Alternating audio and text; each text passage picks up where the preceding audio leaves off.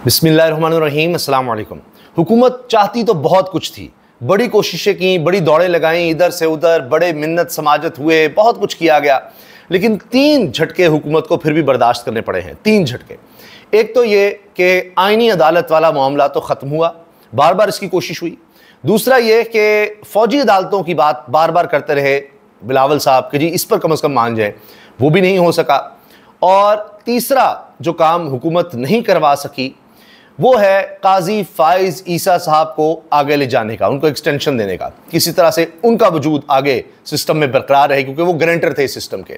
ये 3 चीज़ें हुकूमत नहीं हासिल कर सकी, ना आईनी अदालत बनी, ना काजी फाइज आगे आ सके, और ना ही फ़ौजी अदालतें बन सकी। हुकूमत चाहती थी फ़ौजी अदालतें बनेंगी, इमरान खान का केस वहाँ जाएगा और लिहाजा हमारी जान इमरान खान से छूट जाएगी। ये सब नहीं हो पाया। अब फजलुर रहमान साहब जिन चीज़ों पर माने हैं और तहरीक इंसाफ नहीं मानी, ये मैं आपसे अर्ज कर दूं। अब बहुत से लोग कहेंगे ये मौलाना ने डील कर ली है, मतीउल्लाह जान साहब बार बार ये कहते हैं कि जी ये सारा स्क्रिप्टेड है, मौलाना ने पहले ही मान जाना था, मिनिमम पर चले मान गए, लेकिन कहाँ से शुरू हुए कहाँ तक आए, इस तरह और भी साफ़ी कहते हैं मौलाना साहब ने फिर डील कर ली, ये सब कुछ कर लिया।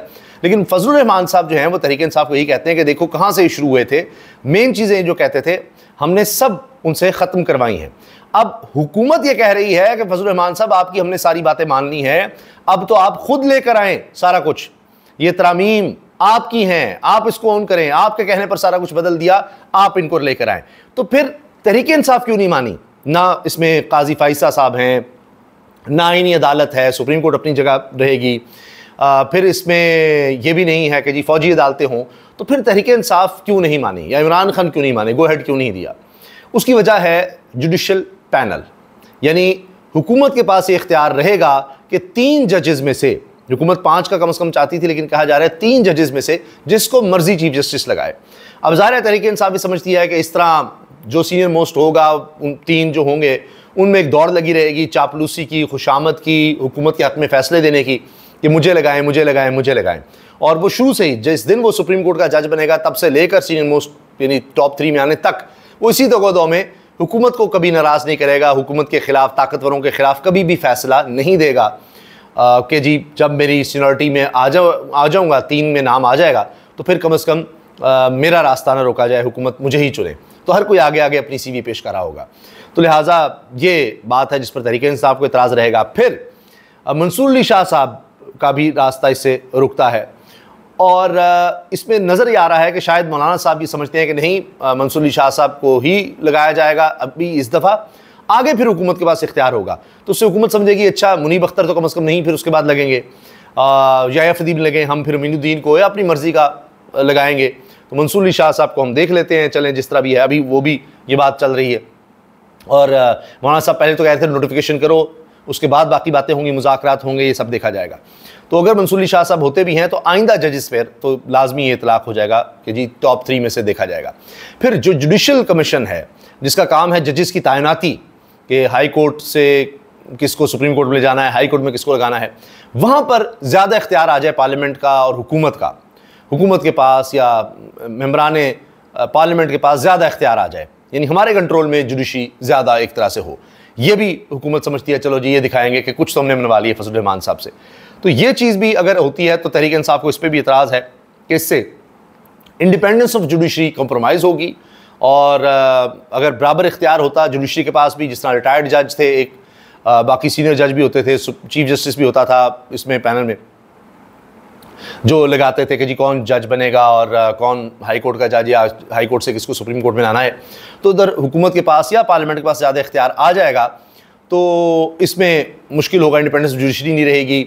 वही बात होगी कि हुकूमत के साथ कौन चल सकता है, किस तरह चल सकता है, उन लोगों को आगे किया जाएगा। तहरीक इंसाफ के एतराज़ ये हैं। तो 3 जो मेन चीज़ें थी वो तो मौलाना साहब कहते हैं जी मैंने निकलवा दी, अब इतनी तो मान लें, वरना जिस तरह बिलावल बड़े रोने धोने पर आ गए थे कि देखिए मौलाना मान गए हैं, अब भी तहरीक इंसाफ नहीं मानती, क्योंकि मौलाना ने आखिरी वक्त तक कहा कि तहरीक इंसाफ को मैंने साथ रखना है, तहरीक इंसाफ को साथ रखेंगे, क्योंकि मौलाना को भी पॉपुलैरिटी चाहिए। तहरीक इंसाफ अलग होती है तो मौलाना साहब उस तरह पॉपुलर नहीं रहेंगे। तो अब इमरान खान साहब ने भी बराह रास्त फजलुर रहमान साहब पर ज़्यादा तनकीद करने से मना भी कर दिया है। अलबत्ता उन्होंने ये कह दिया है कि जो ही आईनी तरमीम होगी तो फिर फाइनल कॉल देनी है, आपस के कोई इख्तलाफात नहीं, किसी के खिलाफ कोई बात ना करे, किसी के खिलाफ कोई शुकूक शुबात ना पैदा करे, ना उमर अयूब के खिलाफ, ना अली मिन गंडापुर के खिलाफ, कोई किसी के खिलाफ कोई बात नहीं, बैरिस्टर गौहर के खिलाफ भी कुछ नहीं, आपस में मुत्तहिद रहें, क्योंकि आगे हमें फिर जद्दोजहद करनी है। मैं, मेरा ख़ानदान कुर्बानी दे रहे हैं, मज़ीद कुर्बानी देने के लिए तैयार हैं। जैसी जेल मैंने काटी है, काट रहा हूँ। कभी किसी लीडर ने, पॉलिटिकल पार्टी के जो टॉप होस्ट ने, ऐसी जेल नहीं देखी जिसमें उन्होंने बताया कि जी बिजली भी काट दी, फिर खुराक भी ठीक नहीं दे रहे थे, मुझे इस तरह कै आने लग गई, मुझे लगा पता नहीं कुछ ऐसा वैसा दे दिया है शायद, लेकिन फिर मैं ठीक हो गया। एक्सरसाइज उस तरह नहीं करने दी जा रही, बाहर चहलकदमी पर भी पाबंदी है। ये सब कुछ मैं बर्दाश्त कर रहा हूँ, तो जितना अरसा भी करना पड़े मैं बर्दाश्त कर लूँगा। मुझे मौत कबूल है लेकिन ग़ुलामी नहीं। सारी उम्र जेल में रहने को तैयार हूँ, लेकिन आपने जिद्दोजहद करनी है तो फिर फाइनल कॉल आ सकती है आईनी तरमीम के बाद। डी चौक के लिए पूरे मुल्क को कॉल दे देंगे कि आएँ, और जिस तरह से ये आज़ादी छीनी जा रही है, या जो कहें कि अदलिया की आज़ादी है, इंडिपेंडेंस ऑफ जुडिशरी है, उसको ख़त्म किया जा रहा है, तो इस पर निकलें। तो वो फिर आगे एक जद्दोजहद, और वो समझते हैं कि उनके कारकुन कुर्बानी के लिए तैयार हैं। और आप देख रहे हैं खैबर पख्तूनख्वा में से जिस तरह लोग आए, पंजाब से जिस तरह लोग निकले, सिंध से, बलूचिस्तान से, तो पूरे मुल्क में तहरीक इंसाफ ने दिखाया है कि लोग निकलते हैं। तो जो ही होगा और फिर लोगों को एहसास होगा ये क्या उनके लिए एक मुश्किल हो सकता है, वकुला भी इस पर निकले। लेकिन अगरचे जो 3 मेन चीज़ें थी तो मानना होगा वो ज़्यादा ख़तरनाक थी। आईनी अदालत के, सुप्रीम कोर्ट के ऊपर कोई अदालत होती वो भी ख़त्म हो गया, फ़ौजी अदालत का भी उस तरह नहीं आ सका, और काजी साहब भी फारिग। तो लिहाजा ये ही हुकूमत चाहती थी लेकिन वो नहीं कर सकी। तो फिर उसने, ऐसे लगता है कि फेस सेविंग चाहिए है कि कुछ तो मिल जाए, ताकि इतने देर से हम कह रहे हैं तरामीम तरामीम तरामीम, अब हम कहें तो सही कि हमने तरामीम करवा ली है। मौलाना साहब आप ही की तरामीम मान जाते हैं, लेकिन चले, तो मौलाना साहब समझते हैं कि देखिए मैंने जो इख्तियार है वो चले पार्लियामेंट के पास ही आया ना, पार्लियामेंट से ही हुकूमत निकलेगी। इस दफ़ा जाली हुकूमत बन गई है, हर दफ़ा तो नहीं बन सकेगी, और जिस तरह के जाली इलेक्शंस हो गए हैं हर दफ़ा तो नहीं हो सकेंगे। फिर जो आगे चीफ इलेक्शन कमिश्नर का जिस तरह चाह रहे थे ताहयात उसको लगाना, उसका भी रास्ता वो समझते हैं रोका, और बड़ी चीज़ें वो समझते हैं, एक्सटेंशन के मामला फजल रहमान साहब जो है समझते हैं मैंने बहुत कुछ गेन करके दिया है। तो इसलिए हुकूमत के लिए वो समझते हैं उन्होंने बहुत खोया है, हमने ज़्यादा पाया है, तो कहीं ना कहीं कुछ तो हमें रास्ता निकालना था।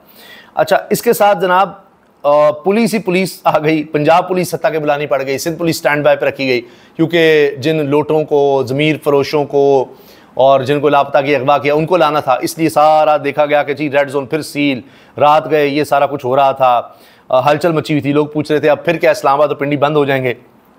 इतनी पुलिस बुलानी पड़ी कि पता नहीं आज ही लोग निकल आएंगे जब पता लगेगा अच्छा इन लोगों को तोड़ा गया है, ये सब कुछ किया गया है। क्योंकि मौलाना को साथ मिलाने के बावजूद भी कुछ तहरीक इंसाफ के लोग तो तोड़ने पड़े हैं, इसलिए। और जैसे जैसे नाम सामने आएंगे, वो लोग सामने आएंगे, तो फिर उसका रिएक्शन होगा कि ये भी, तो या जिनको भी जिस तरह से भी तोड़ा गया, तो इस वजह से फिर पुलिस और वही सब कुछ हुआ। जो इतनी पुलिस की निगरानी में जो तरमीम होगी वो क्या तरमीम होगी। तो अख्तर मेंगल साहब का फैक्टर फिर भी रहेगा, वकला का प्रेशर फिर भी रहेगा, और तहरीक इंसाफ तो है ही। एक और बात बड़ी दिलचस्प कि मौलाना साहब की पार्टी की मेजॉरिटी ने तहरीक इंसाफ का साथ देने का कहा, तहरीक इंसाफ का साथ देने का, हुकूमत के साथ ना जाने का कहा। बड़ी दिलचस्प बात है, मेजॉरिटी ने। नूर आलम साहब जो हैं उन्होंने कहा नहीं हमें तहरीक इंसाफ के साथ नहीं जाना चाहिए। ये भी एक दिलचस्प कहानी है। तो बहरहाल जनाब अब तक की ये अपडेट्स हैं, और अब देखते हैं कि आगे क्या होता है। इंशाअल्लाह जो भी होगा, क्योंकि कहा जा रहा है कि कौमी असम्बली का इजलास सुबह 11:30 बजे है, तो उसमें देखते हैं क्या होता है, किस तरह से चीज़ें अनफोल्ड होती हैं। जो भी होगा इंशाअल्लाह उस बारे से आपको अपडेट रखेंगे, बताते रहेंगे। दुआओं की दरख्वास्त है, आपकी सपोर्ट की ज़रूरत है। इंडिपेंडेंट जर्नलिज़म को और इंडिपेंडेंट जर्नलिस्ट को सपोर्ट करते रहें, दुआएं करते रहें। इजाज़त दीजिए, अल्लाह हाफ़िज़।